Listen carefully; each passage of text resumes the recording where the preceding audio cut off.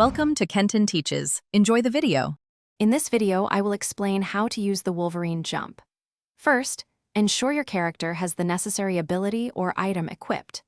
This powerful movement technique allows you to quickly cover significant distances, both vertically and horizontally, making it invaluable for exploration and combat.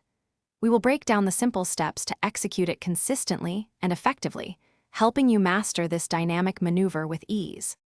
To perform the Wolverine jump, begin with a standard jump. As your character leaves the ground, quickly activate the special jump ability.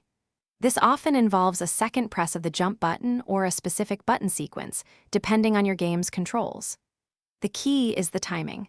A swift, fluid motion between the initial jump and the ability activation will yield the best results, propelling you upwards with impressive force. To truly optimize your Wolverine jumps, focus on the precise timing of your ability activation.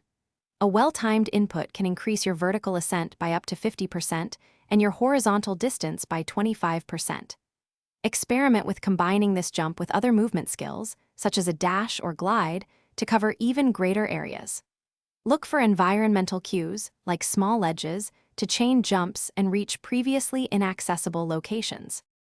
Many players activate the Wolverine jump too early, resulting in a minimal boost, or too late, missing the window entirely. Remember to check your ability's cooldown or energy cost. Some jumps require a resource. Consistent practice is crucial. Spend 10 to 15 minutes in a training area each day, focusing on the rhythm and timing. This dedicated practice will solidify your technique, making the Wolverine jump a natural and powerful part of your movement toolkit. Thanks for watching. Please subscribe if this video was helpful.